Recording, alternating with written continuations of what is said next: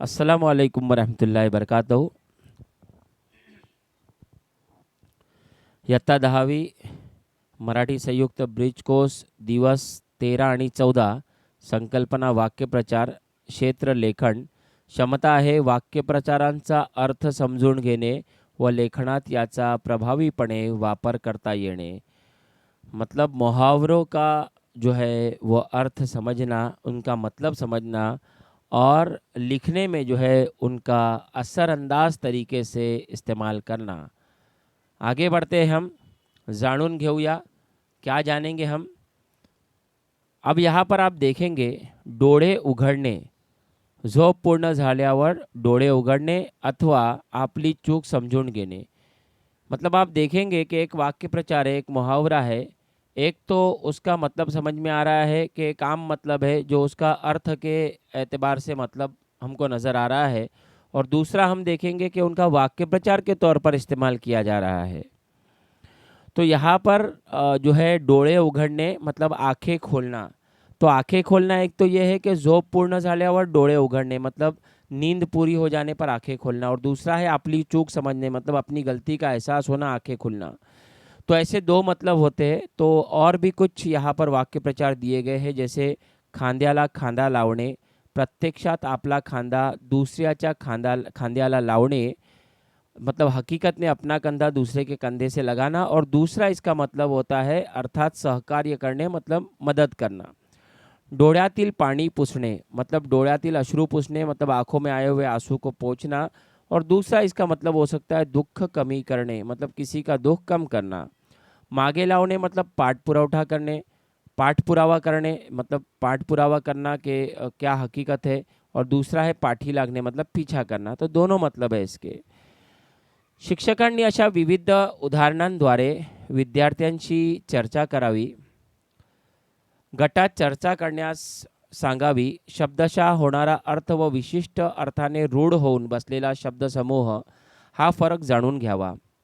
अधिक माहिती जाणून घेण्यासाठी विद्यार्थ्यांकडून पुढील उदाहरणे सोडवून घ्यावी। ज़्यादा मालूमात के लिए जैसे मैंने इससे पहले बताया, कुछ और उदाहरणें हम यहाँ पर देखेंगे। जैसे मिसाल के तौर पर यहाँ पे लिखा है माशा पकडणे, याचे दोन अर्थ सांगा।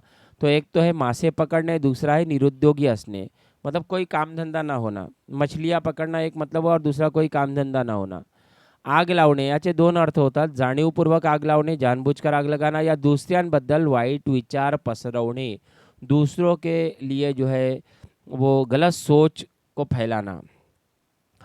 हाथ वर करने याचे दोन अर्थ सांगा। तो यहाँ पर आप देखेंगे हाथ वरती करने मतलब हाथ ऊपर की तरफ करना, और दूसरा इसका अर्थ होगा जवाबदारी मुक्त होने मतलब अपनी जो है जिम्मेदारी से जिम्मेवारी से मुक्त होना, आज़ाद होना। तो इस तरह से दो मतलब यहाँ पर लिखे जाएंगे। कल्पक होऊया के तहत हम देखेंगे यहाँ पर पाठ्यपुस्तकातील विविध पाठातून आलेल्या वाक्यप्रचाराचा शोध घेण्यास सांगा। आंतरजाल म्हणजेच इंटरनेट वापर करून वाक्यप्रचार या घटकाची अधिक माहिती मिळवण्यास सांगा। और तीसरा, पाठ्यपुस्तकातील वाक्यप्रचाराची यादी तयार करण्यास सांगून एका वाक्यप्रचाराची दोन उदाहरणे देण्यास सांगा। तो इस तरह से बहुत सारे काम किए जा सकते हैं। आगे बढ़ते हैं, हम देखते हैं पेज नंबर 28 पर कौन सी एक्टिविटीज़ है। यहाँ पर हम देखेंगे कि सक्षम बनूया के तहत शिक्षकांनी कथा लेखन अधिक दृढ होण्यासाठी विद्यार्थ्यांना पुढील कथेचा पूर्वाध्य वाचून कथा करण्यास सांगणे।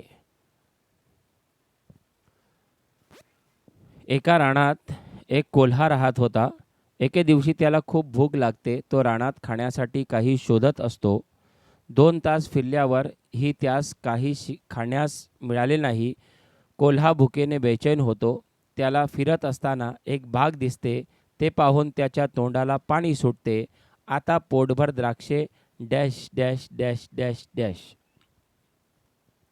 आप देखेंगे कि यहाँ पर एक कहानी शुरू की गई और कहानी को आधे में जो है वो जो है छोड़ दिया गया, उसको अपूर्ण रखा है।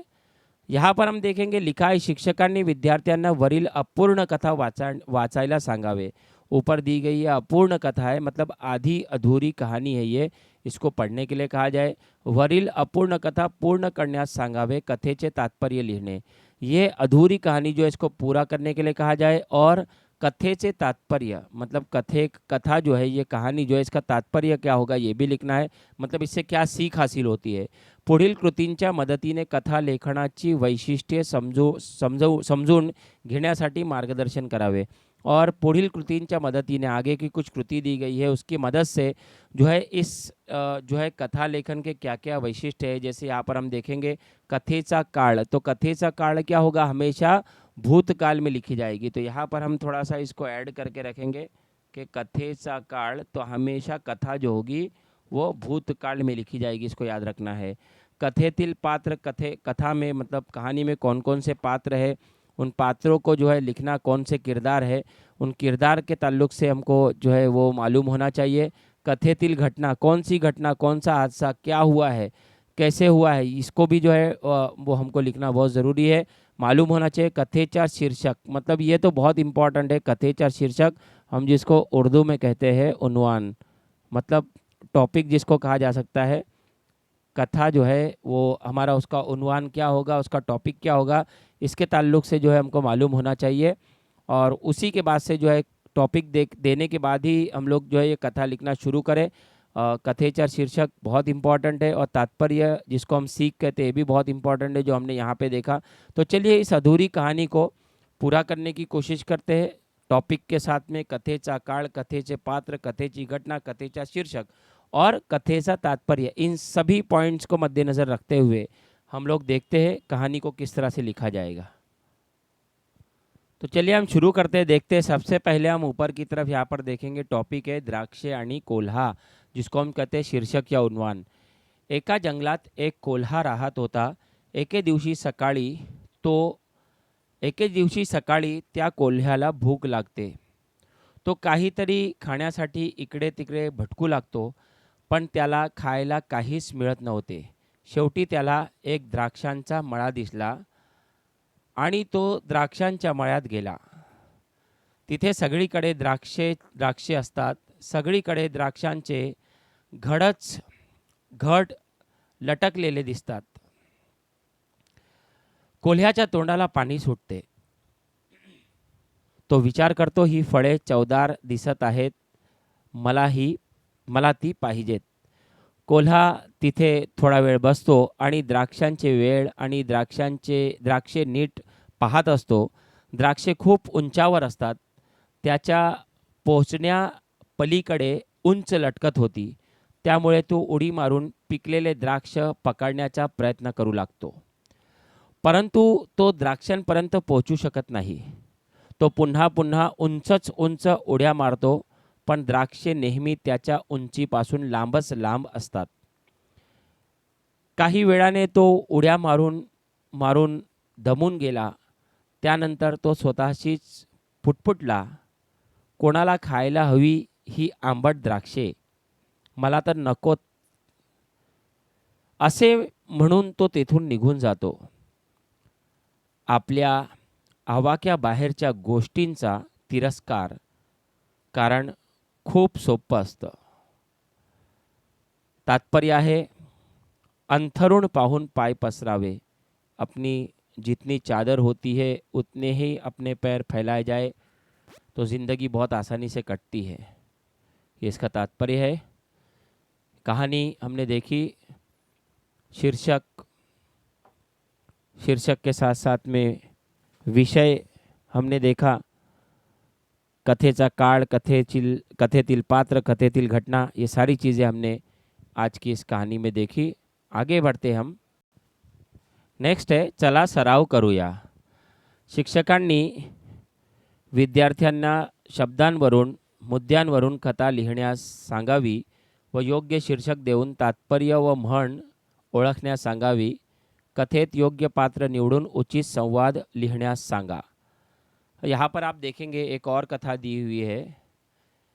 मुद्दे है, एक राजा लोभी, देवाची भक्ती, देवाकडून वर, स्पर्श केला सोने, असह्य, राजाची मुलगी सोन्याची, देवाचा धावा, देव पुन्हा प्रसन्न.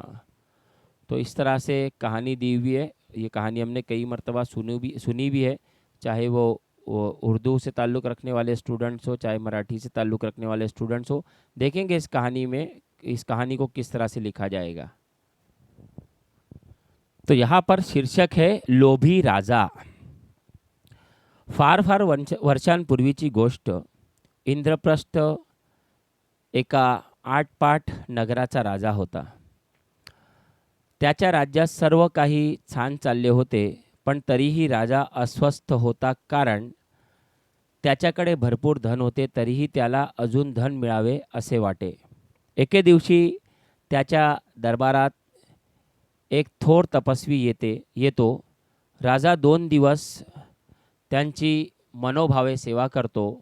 ते पाहून तो तपस्वी खुश होतो व त्याला म्हणतो, राजा, तू माझी जी सेवा केली त्याने मी प्रसन्न झालो आहे. तू पाहिजे तोवर माग.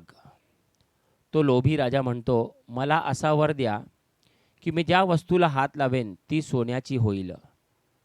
तपस्वी म्हणतो, नीट विचार कर, नंतर पश्चाताप करशील. राजा आपल्या मागणीवर ठाम असतो. तपस्वी तथास्तु म्हणतो. राजा लगेच शेजारच्या सिंहासनाला हात लावतो. तो सोन्याचा होतो. तो खुश होतो. मग तो पुढे ज्या वस्तूंना हात लावतो त्या सोन्याच्या व्हायला लागतात.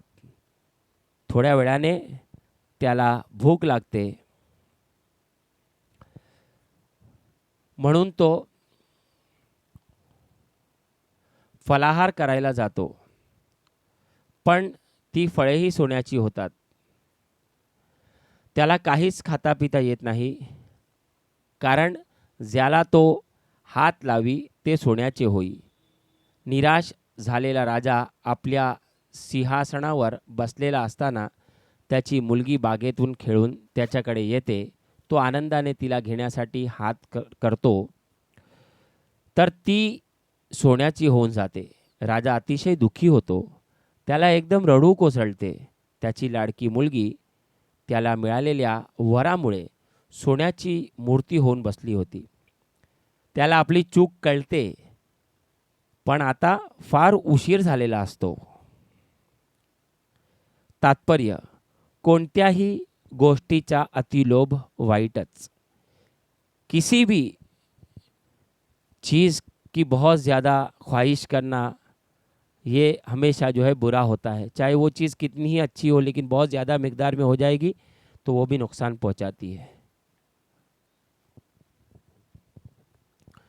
शिक्षकांनी अशा प्रकारची अनेक उदाहरणे देऊन कथा या घटकाचा सराव करून घ्यावा. कल्पक होऊया. शीर्षकावरून कथा लिहा. उदाहरणार्थ, जसे करावे तसे भरावे. कथाबीज अनुसार कथा लिहा. प्रसंगावधान. अपूर्ण कथा पूर्ण करा. पूर्वार्ध किंवा उत्तरार्ध देऊन वरीलप्रमाणे कथा लेखनाचा विविध कृती शिक्षकांनी विद्यार्थ्यांना द्याव्या. पूरक साहित्य स्रोत है दीक्षा ऐप आणि QR कोड इत्यादि. तो इस तरह से आज का सेशन यहीं पर ख़त्म हुआ. यहाँ पर जैसे करावे तसे भरावे, प्रसंगावधान और अपूर्ण कथा की मिसालें हमने देखी है. तो इस तरह से कुछ और मिसालें देकर आप कुछ और कहानी अपने पास में जमा कर सकते हो, जो यकीनन आपको 10th स्टैंडर्ड में बहुत काम आएगी. आज के ब्रिज कोर्स को यहीं पर ख़त्म करते हैं. इंशाल्लाह आगे के ब्रिज कोर्स में बहुत जल्द आपसे मुलाकात होगी. Thank you very much.